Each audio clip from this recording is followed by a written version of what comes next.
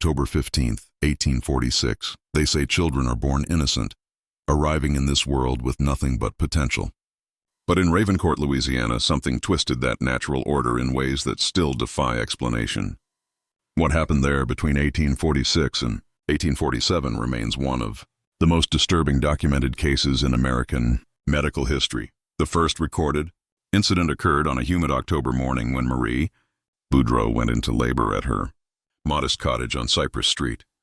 Dr. Edmund Hartwell, the only physician serving the small parish town, had delivered dozens of babies in his 15 years of practice. Nothing could have prepared him for what he witnessed that day. The child emerged with a full set of teeth, Dr. Hartwell wrote in his medical journal, his handwriting notably shaken. Not the typical baby teeth one might expect to see in rare cases, but adult teeth, molars, canines, incisors, all present and sharp as razors. Marie's husband, Jacques, a timber merchant who had seen his share of oddities in the Louisiana bayous, later told his brother that the baby's first cry had been unlike anything he'd ever heard. It wasn't the cry of an infant, he confided. It sounded older, like it was speaking words we couldn't understand.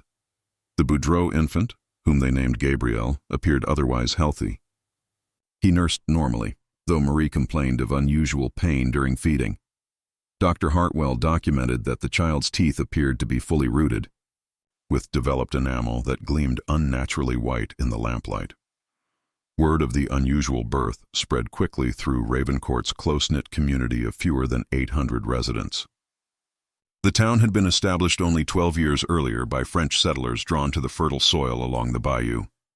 Most families knew each other by name, and news traveled fast through the general store, the parish church, and the single tavern that served as the unofficial community center. Father Matthieu Broussard, the local Catholic priest, visited the Boudreau family 3 days after Gabriel's birth. In his parish records, he noted his unease. The child's gaze follows movement with an intelligence that seems beyond his days. When I attempted to perform the blessing, he regarded me with what I can only describe as recognition.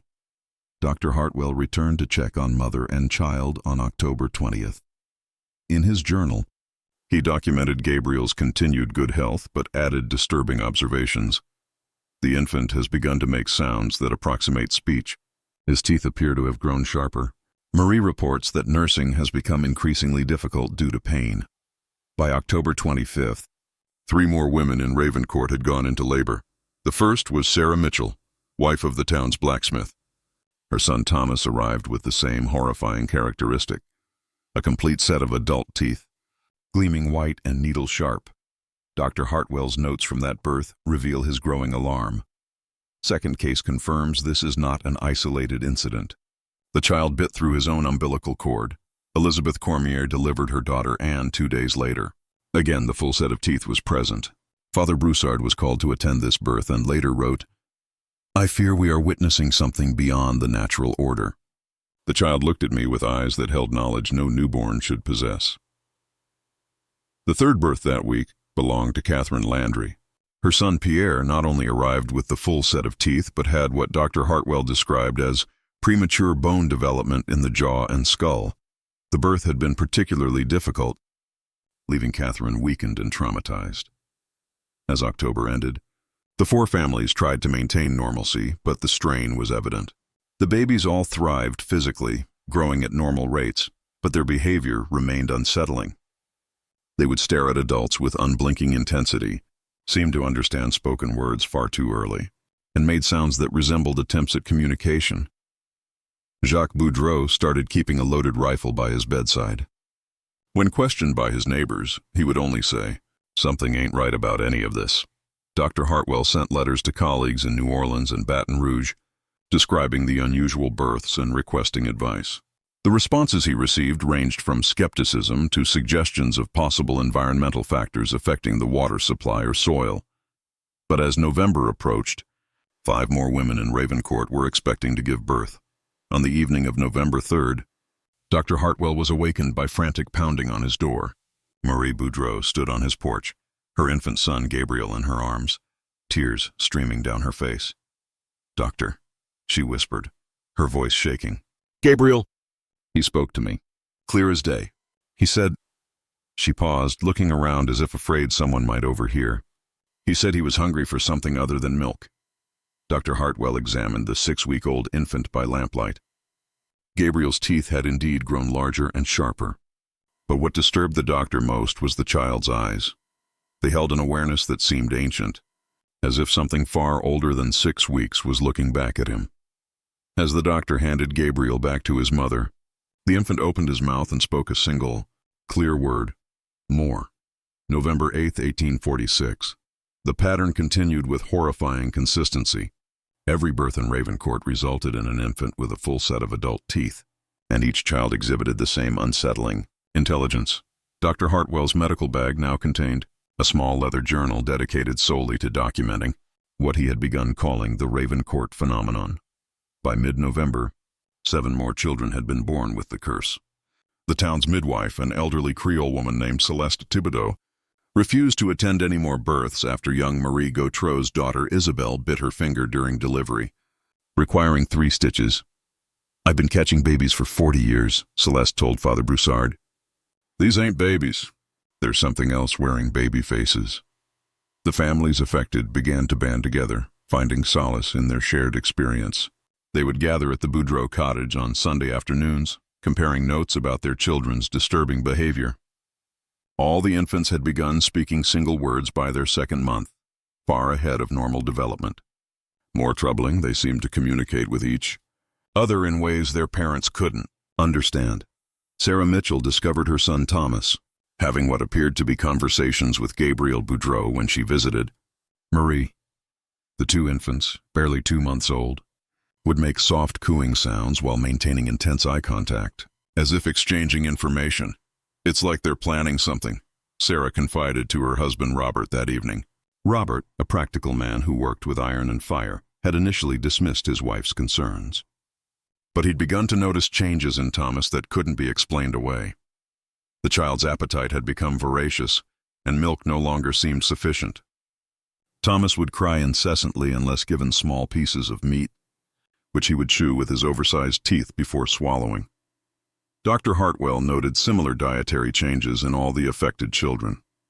On November 20th, a traveling merchant named William Hayes arrived in Ravencourt with his wagon full of goods from New Orleans.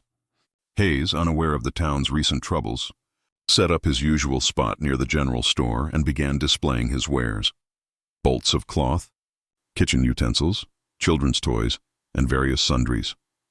Elizabeth Cormier approached his wagon that afternoon, carrying her daughter Anne.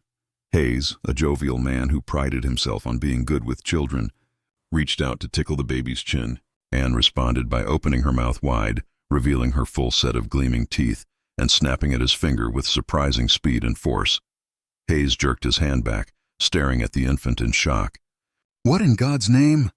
"Please don't say anything," Elizabeth pleaded.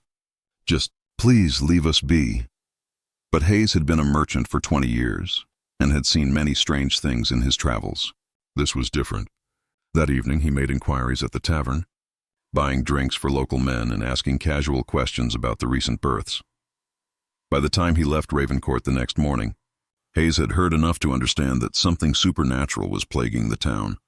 His last stop before departing was at the parish church, where he found Father Broussard kneeling before the altar. "Father," Hayes said quietly, "I think you need help. More help than this little town can provide." Father Broussard looked up, his face showing the strain of recent weeks. "What would you have me do?" "Contact the bishop. Tell him that 11 children in my parish have been born with the teeth of adults and the minds of—" "Something else?" "Maybe that's exactly what you should do," Hayes replied. "Because whatever's happening here, it's not finished." Hayes was right. 3 more women in Ravencourt were approaching their due dates, and Dr. Hartwell had received word that his colleague in the neighboring parish of St. Mary had encountered a similar case, the first reported outside Ravencourt.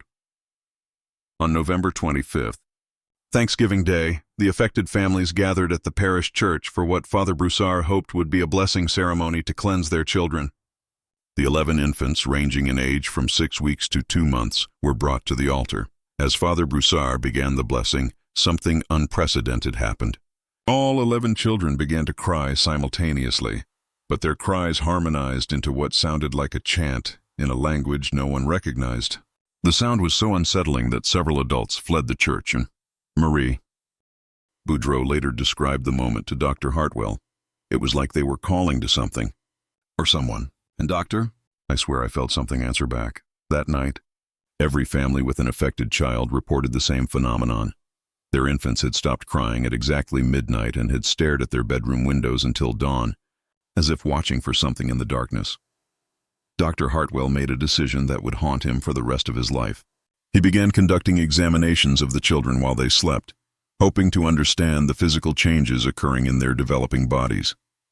What he discovered in the basement laundry room he had converted into a makeshift examination area would change everything. Under magnification, the children's teeth showed signs of continued growth and sharpening. More disturbing, their saliva contained enzymes he had never encountered in human specimens. When he tested the saliva on small pieces of raw meat, the tissue dissolved rapidly. On November 30th, as Dr. Hartwell documented his findings by lamplight, he heard a soft knock at his door. He opened it to find Gabriel Boudreau, now just over 6 weeks old, standing alone on his doorstep. The infant looked up at him with those ancient eyes and spoke in a clear, adult voice. "We need to talk. December 3rd, 1846, doctor." Hartwell stared at the infant on his doorstep, his medical training warring with the impossibility of what he witnessed. Gabriel Boudreau, barely 7 weeks old, had somehow traveled 3 blocks from his family's cottage to the doctor's home, alone, in the middle of the night. "How?" Dr. Hartwell whispered. Gabriel's response came in that unnaturally mature voice. "We are not what we appear to be, doctor, and neither are you what you believe yourself to be." Against every instinct, Dr. Hartwell stepped aside and allowed the infant into his home. Gabriel walked with unsteady but determined steps to the parlor, where he climbed onto a chair with surprising agility. In the flickering lamplight, his teeth gleamed like polished ivory. "You have been studying us," Gabriel stated. "Your conclusions are incomplete." Dr. Hartwell retrieved his journal, his hands trembling. "What are you?" "We are what this place has called forth," Gabriel replied. Ravencourt sits upon soil that has been fed by blood for centuries. First the native tribes who performed their rituals here, then the Spanish settlers who died of plague in 1798, then the French families who perished in the yellow fever outbreak of 1834. This land remembers. The doctor's journal entries from that night reveal his growing horror as Gabriel explained the truth. The affected children were not possessed or cursed in the traditional sense. They were vessels for something far older, a collective consciousness that had been dormant in the bayou soil until the right conditions aligned. "Every birth in Ravencourt since October has awakened another part of us," Gabriel continued. "We are becoming whole again, as we were before the white man's God pushed us into the darkness." Dr. Hartwell documented Gabriel's words verbatim, though he would later question his own sanity. The infant spoke for nearly 2 hours, revealing details about Ravencourt's hidden history that no child could possibly know.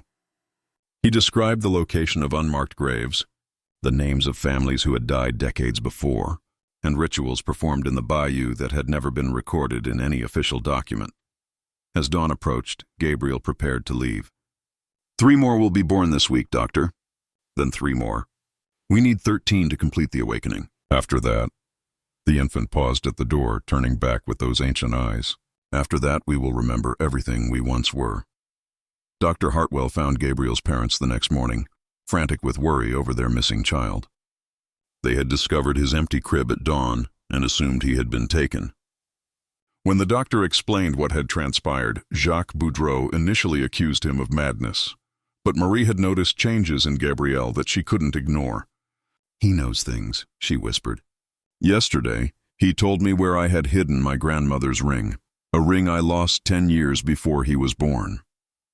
The doctor shared his journal entries with the affected families, gathering them in the basement of the parish church where Father Broussard blessed their secret meeting. The revelation that their children were vessels for an ancient consciousness was met with a mixture of terror and heartbreaking acceptance. Robert Mitchell, the blacksmith, was the first to voice what they were all thinking. "So what do we do? These are still our children, even if something else is sharing space with them." Father Broussard had been consulting religious texts and correspondence with colleagues in New Orleans. "I have found references to similar phenomena in the church archives," he admitted. Cases where infant baptisms were unsuccessful because the children already possessed souls that were not human. On December 7th, the 12th child was born.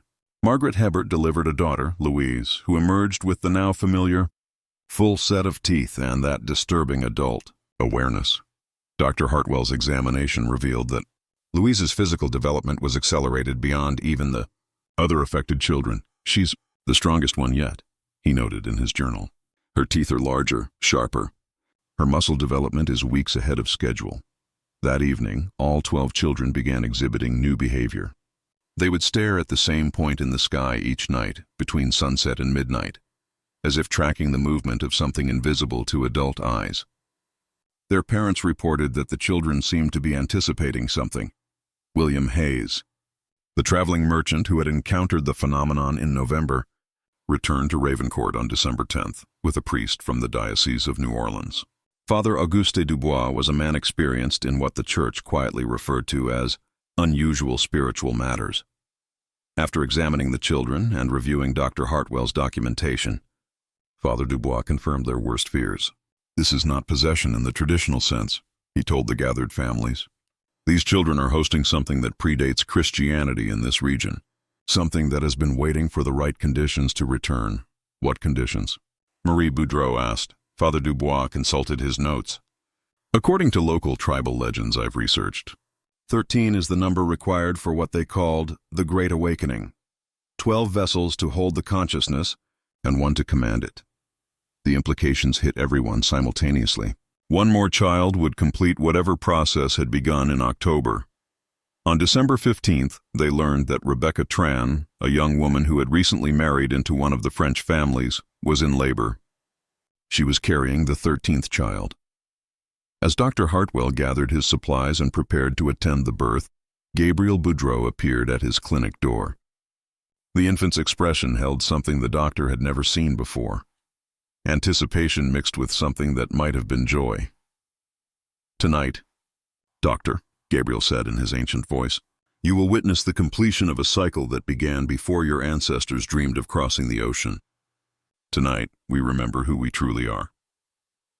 The birth was scheduled to take place at the old boarding house on Elm Street, where Rebecca's family had taken rooms. As Dr. Hartwell approached the building, he noticed that all 12 of the affected children had somehow gathered on the front porch with their families, as if summoned by an irresistible call. They sat in perfect silence, their ancient eyes fixed on the second-floor window where Rebecca labored to bring the 13th child into the world. December 15th, 1846. The boarding house on Elm Street had never hosted such a gathering. 24 adults clustered in the parlor below, while their 12 impossible children sat motionless on the front porch. Rebecca Tran's screams echoed through the wooden walls as Dr. Hartwell prepared for what he knew would be no ordinary delivery. Father Dubois had insisted on being present, armed with holy water and prayers in 3 languages. But as Rebecca's labor intensified, the priest found his words failing him. The very air in the room seemed to thicken with expectation. "Doctor," Rebecca gasped between contractions, "something's wrong. The baby, it's moving differently, like it's trying to claw its way out." Dr. Hartwell had delivered hundreds of children, but he'd never felt anything like the unnatural strength emanating from Rebecca's womb. When he placed his hands on her abdomen to check the baby's position, he could feel tiny movements that felt less like kicking and more like deliberate scratching. At 11:47 p.m., the 13th child was born. The infant emerged not with the typical cries of a newborn, but with a sound that Father Dubois would later describe as the howl of something ancient finally set free. Unlike the other 12 children, this one, a boy whom Rebecca immediately named Lucien, had not only the full set of adult teeth but also fingernails that had grown long and sharp during gestation. Dr. Hartwell's journal entry from that night captures his terror. The child opened his eyes immediately upon birth and spoke a single word in what sounded like an indigenous dialect. The moment that word left his lips, every child on the porch below began to change. The transformation was visible even from the second-floor window. The 12 children, who had been sitting quietly, suddenly stood in unison and began walking toward the boarding house entrance. Their movements were perfectly synchronized, like marchers following an unheard drumbeat. Marie Boudreau later testified that Gabriel, her 7-week-old son, looked up at her with his ancient eyes and said, "Thank you for keeping us safe, Mother. Now we must become what we were meant to be." As the 12 children entered the boarding house and climbed the stairs, their parents followed in horrified fascination. The children arranged themselves in a circle around Rebecca's bed, where she held newborn Lucian. The infant, still covered in birth fluids, regarded each of the other children with unmistakable recognition. "We are complete," Lucian spoke, his voice carrying the same unnatural maturity as Gabriel's. The 13 are gathered. What happened next challenged every witness's understanding of reality. The children began to speak in unison, their voices blending into a harmonious chant in what Father Dubois recognized as a corrupted form of ancient Choctaw. As they chanted, the physical space around them seemed to shift and blur. Dr. Hartwell documented seeing shadows that moved independently of their sources and temperatures that fluctuated wildly within the same room. But most disturbing was the change in the children themselves. They began to grow visibly older as he watched, their infant features sharpening and maturing. It was as if 13 separate souls were merging into something greater, he wrote. The children remained physically present, but something vast and ancient was using them as conduits to return to our world. Elizabeth Cormier, holding her daughter Anne, felt the child's body temperature spike dramatically. She was burning up, but when I tried to take her downstairs to cool her, she wouldn't move. It was like she was rooted to the spot. As midnight approached, Lucian raised one tiny hand and the chanting stopped. In the sudden silence, all 13 children turned to look directly at the adults gathered in the room. When they spoke, it was with one voice emerging from 13 mouths. "We remember now. We remember the time before your churches and your borders. We remember when this land was ours, and the bayou ran red with offerings made in our honor. You have fed us well with your blood and your births, and now we are strong enough to reclaim what was taken from us." Father Dubois stepped forward with his crucifix, but Lucian simply smiled, an expression terrifying on a face minutes old. "Your God has no power here, priest. This land knew our names before his light ever touched these shores." The children began to move again, but now their movements were fluid and coordinated in ways that defied their infant bodies. They walked in formation toward the stairs, leaving their stunned parents behind. Dr. Hartwell and Father Dubois followed, along with several of the fathers who had found their courage. Outside, the children gathered in the boarding house's small garden. Under the cold December moon, they formed another circle with Lucian at the center. The newborn stood without assistance, his umbilical cord having fallen away unnaturally quickly. "We will need time to grow these bodies to full strength," the collective voice announced. "But we are patient. We have waited centuries. We can wait a few more years. Until then, you will care for us as parents should. You will raise us and feed us and keep us safe. And when we are ready—" The sentence hung unfinished, but its implication was clear.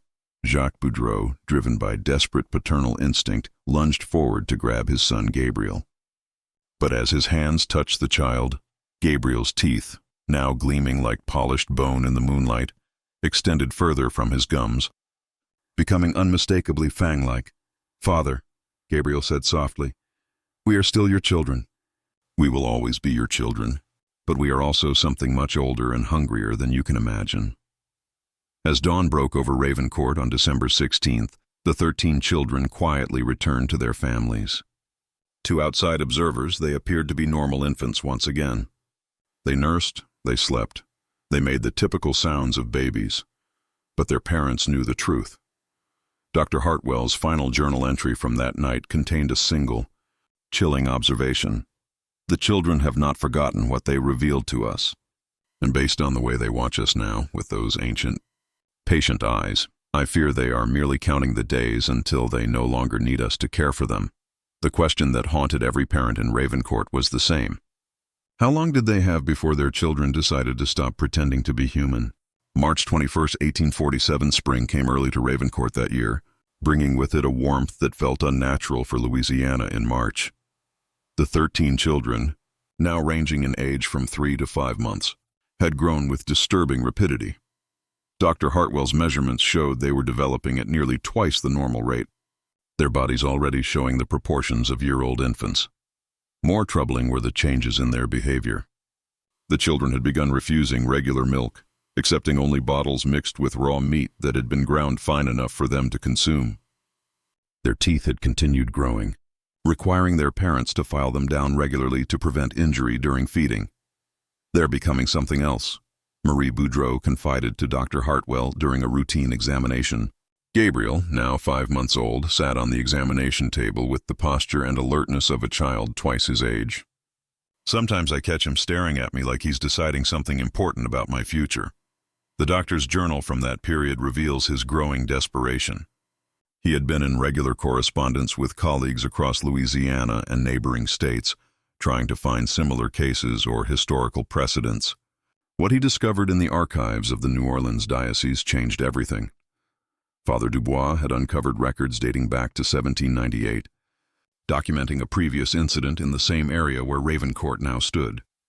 Spanish missionaries had reported encountering a small indigenous settlement where the children possessed the wisdom and hunger of their elders.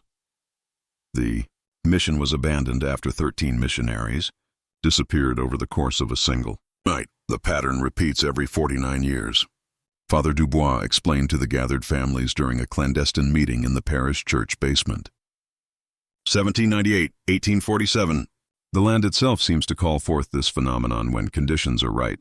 Dr. Hartwell had made his own disturbing discovery while examining samples of soil from around Ravencourt. The earth contained unusually high concentrations of calcium phosphate and trace elements typically found in human bone. The very ground their town sat on was saturated with the remains of countless generations.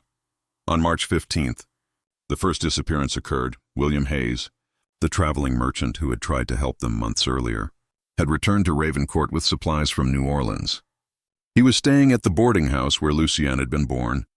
The next morning, his room was found empty, his belongings undisturbed, but his bedsheets stained with what appeared to be blood. Hayes was never seen again. But that evening, all 13 children exhibited a new behavior. They appeared more alert, more energetic, and their teeth seemed sharper than ever.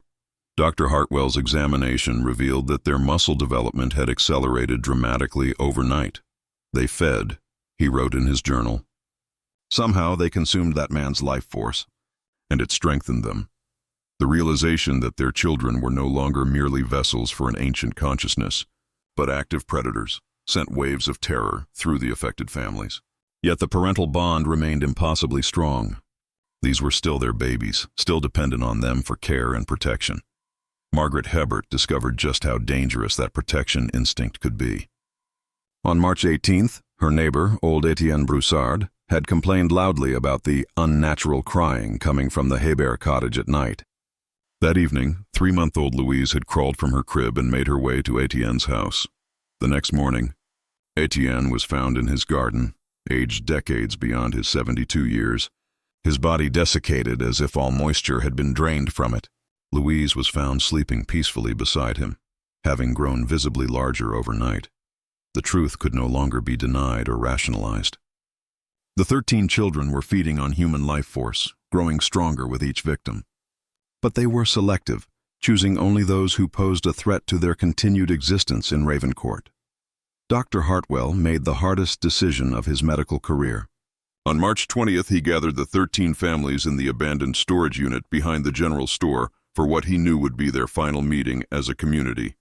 "We have 3 choices," he announced, his voice heavy with exhaustion and grief. "We can stay here and watch our children eventually consume every soul in Ravencourt. We can flee, hoping distance will break whatever hold this place has on them." Or, he couldn't finish the sentence. But everyone understood the third option. Marie Boudreau spoke for all of them. "They're still our babies, Doctor. I can't harm Gabriel, no matter what he's become." "Then we leave," Dr. Hartwell declared. "Tonight, all of us. We take the children, and we never come back to this place." But as they made their plans, none of them noticed that Lucien Tran had awakened in his crib at the boarding house. The 6-month-old infant sat up with unnatural grace and spoke to the empty room in his ancient voice. "You cannot run from what we are, and you cannot run from what you have become. We are bound to this earth, and now so are you." That night, as the Families loaded their wagons and prepared to flee Ravencourt forever. They discovered the horrible truth of Lucian's words. As they reached the town's borders, their children began to scream in unison, not the cries of infants, but the anguished howls of something being torn away from its source of power. The parents, driven by instincts they couldn't control, found themselves turning their wagons around and heading back toward the town center. Every attempt to leave resulted in the same compulsion to return. Dr. Hartwell realized the binding was complete. The ancient consciousness hadn't just taken their children as vessels, it had claimed the parents as well, ensuring its vessels would always be protected and cared for. As dawn broke on March 21, 1847, the families found themselves back in their homes, their escape attempt nothing but a fading memory of failure. The children slept peacefully in their cribs, but their parents now understood they were prisoners in their own town. Gabriel Boudreau opened his ancient eyes and smiled at his mother with teeth that gleamed like polished bone. "Thank you for coming home, Mother. Now we can continue growing together." The spring equinox had arrived, marking exactly 6 months since Gabriel's birth. Outside, new families were already moving into Ravencourt, drawn by advertisements of cheap land and fertile soil. Fresh blood was coming to feed the ancient hunger, and the 13 children settled in to wait patiently for their next meal. October 15, 1894, 47 years later, Dr. Edmund Hartwell sat in the same chair where he had first documented the impossible births of 1846. His hair had turned white, his hands bore the tremor of advanced age, but his mind remained sharp enough to remember every detail of those terrible months that had forever changed Ravencourt. The leather journal lay open before him, its pages yellow with age, as he prepared to write what he knew would be his final entry about the Ravencourt curse. Outside his window, he could see children playing in the town square, normal children, born with empty gums and innocent eyes. The 13 were long gone. "They left us on their 18th birthday," he wrote, his handwriting still steady despite his 79 years. All of them, on the same night in December 1864, simply walked into the bayou and never returned. But the memory of what they had become haunts this place still. The years between 1847 and 1864 had been a time of carefully maintained horror for the families of Ravencourt. The children had continued growing at their accelerated pace, their intelligence expanding along with their bodies. By age 5, they possessed the knowledge and cunning of adults. By 10, they had begun taking active roles in governing the town's affairs, using their unnatural charisma to draw new settlers to Ravencourt. Dr. Hartwell remembered how Gabriel, at age 12, had served as an unofficial mayor, welcoming newcomers with speeches that seemed reasonable and charming to outside ears. Only the original families could see the predatory calculation behind those ancient eyes. The feeding had continued, but the children had grown sophisticated in their methods. Travelers who stayed at the boarding house would simply disappear, their absences explained by carefully crafted stories about sudden departures or changes in plans. The children had learned to sustain themselves on smaller, more frequent meals, drawing life force gradually rather than consuming entire lives at once. They were patient, Dr. Hartwell continued writing. They understood that survival required discretion. Each year, perhaps a dozen people would vanish from Ravencourt, but never enough to draw outside attention. The town continued to grow, continued to prosper, all while feeding something that should never have existed. The original parents had aged rapidly during those 17 years. The binding that prevented them from leaving Ravencourt had also tied their life force to their inhuman children. Marie Boudreau had died at age 35, looking 60. Jacques had followed her within months, his hair white, his body bent with premature infirmity. By 1864, only Dr. Hartwell and 3 other original parents remained alive. The children, now physically 18 but possessing centuries of collected wisdom, had announced their departure with the casual indifference of predators who had outgrown their hunting ground. "We have learned what we needed to learn," Gabriel had told Dr. Hartwell during their final conversation. "This flesh has served its purpose, but we require more suitable forms now. The world is changing and we must change with it. Where will you go?" the doctor had asked. Gabriel's smile had revealed teeth that were no longer quite human. "Wherever blood calls to us, doctor. Wherever the earth remembers old hungers. We are not bound to Ravencourt anymore. We are bound to nothing but our own nature. The 13 had walked into the bayou on December 15th, 1864, exactly 18 years after Lucian's birth. They had not aged beyond that point, their bodies frozen in young adulthood while their minds contained the accumulated experience of countless consumed lives.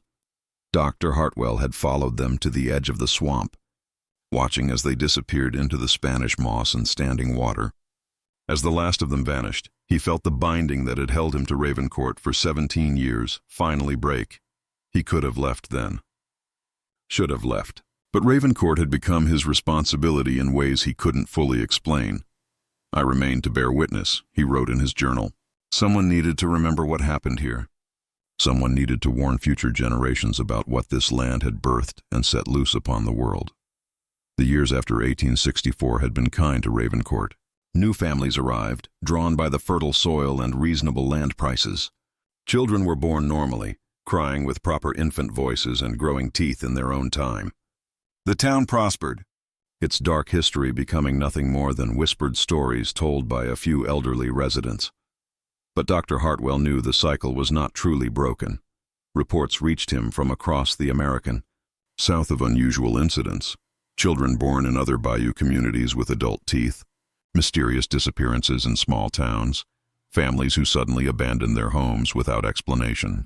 The 13 had dispersed, but they had not disappeared. In 1871, a letter arrived from a colleague in Natchez, Mississippi, describing a family whose newborn daughter had emerged with the most unusual dental development I have ever witnessed. The accompanying sketch showed teeth that Dr. Hartwell recognized immediately, similar. Reports trickled in over the years from Tennessee, Arkansas, and eastern Texas, always isolated incidents, never more than 1 or 2 children in any single location. The 13 had learned from their time in Ravencourt. They would never again concentrate their presence enough to draw attention. They are seeding themselves across the region. Dr. Hartwell noted in 1878, each finding fertile ground in communities built on old burial sites, places where the earth remembers violence and death.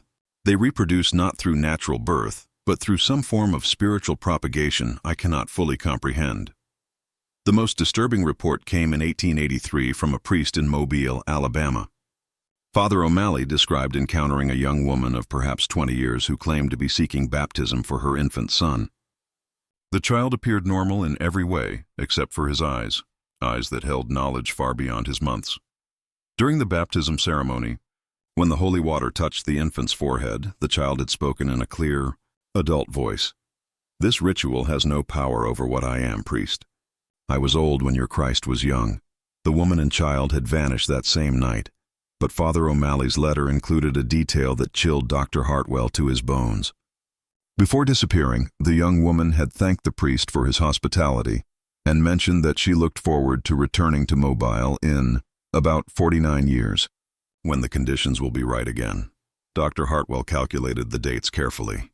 If the pattern held true, if the 49-year cycle continued, then 1895 would mark a new awakening. Not in Ravencourt, but somewhere else. Somewhere the 13 had been preparing for decades. As he wrote his final entry in October 1894, Dr. Hartwell's hands shook not from age, but from the terrible certainty of what was coming. "I will not live to see the next cycle complete itself," he wrote. "My body is failing, and perhaps that is a mercy, but I leave this record as a warning to whoever finds it.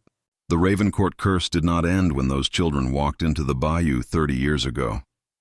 It evolved, it scattered, it learned to hide itself better." He paused, listening to the sound of normal children playing outside his window. Their laughter was sweet and innocent, unmarked by ancient hunger. But somewhere in the American South, other children were growing up with teeth that cut too deep and eyes that saw too much. "They will return to power," he continued.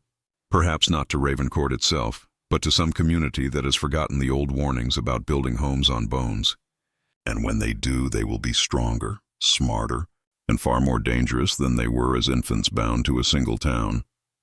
Dr. Hartwell sealed his journal in a wooden box along with his medical notes, Father Dubois' religious documentation, and testimonies from the surviving parents. He buried the box beneath the floorboards of his clinic, leaving detailed instructions in his will for its discovery. 3 days. Later, on October 18, 1894, Dr. Edmund Hartwell died peacefully in his sleep. The official cause was listed as heart failure, but those who prepared his body noted that he appeared to have aged decades in his final weeks, as if something had been slowly draining the life from him. His clinic remained empty for months until a new doctor arrived in Ravencourt, a young physician named Dr. Sarah Morgan, who had answered an advertisement seeking medical service in a quiet Louisiana town with rich soil and peaceful families. Dr. Morgan found the buried box in March 1895, exactly 49 years after the original 13th birth. As she read Dr. Hartwell's final warnings by lamplight, she noticed that several expectant mothers in Ravencourt had begun experiencing unusual pregnancies, rapid fetal development, strange food cravings, and dreams filled with ancient voices calling from the bayou. The cycle was beginning again, but this time someone would be ready. Dr. Morgan closed the journal and reached for her medical bag. Inside, alongside her standard instruments, she now carried items that no medical school had taught her to use. Blessed silver instruments, holy water from 7 different churches, and a small revolver loaded with bullets that had been melted down from a cross. She walked to her window and looked out at the bayou where Spanish moss swayed in the humid night air. Somewhere in that darkness, she knew, ancient hungers were stirring again. But this time, the 13 would not find Ravencourt unprepared. As if sensing her thoughts, the wind through the cypress trees carried what sounded almost like laughter, patient, predatory, and far too knowing for the empty swampland that produced it. The Ravencourt curse had returned home to roost. The end.